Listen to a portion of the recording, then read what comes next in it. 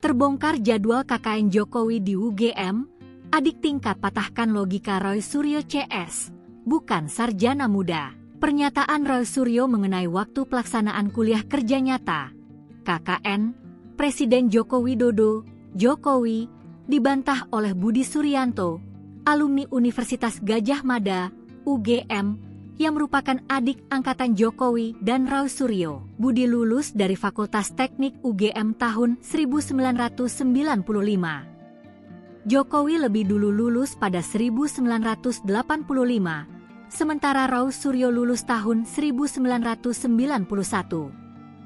Sebagai sesama alumni, Budi mengaku tidak percaya dengan berbagai tuduhan yang dilontarkan Roy Suryo dan kelompoknya. Ia lebih percaya pada UGM dan BEM UGM yang telah menyatakan ijazah Jokowi asli.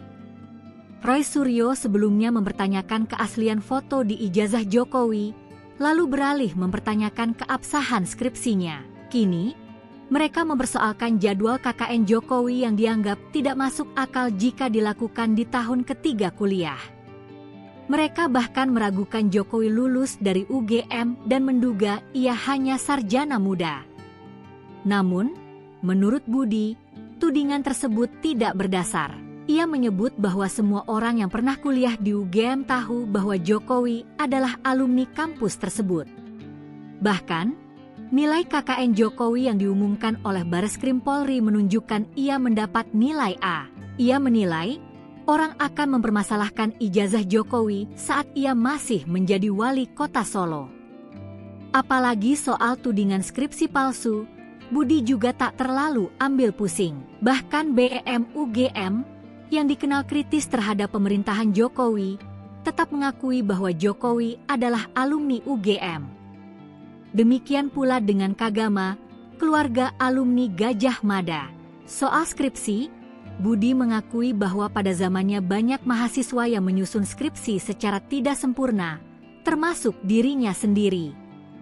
Sebelumnya, dikutip dari Tribun Timur, Roy Suryo kembali mengkritisi kuliah kerja nyata KKN Presiden Joko Widodo pada tahun ketiga kuliah. Dalam sebuah pernyataan di program Indonesia Lawyers Club, Kamis, 29 Mei 2025, Rock menyebut adanya kejanggalan serius dalam proses akademik tersebut.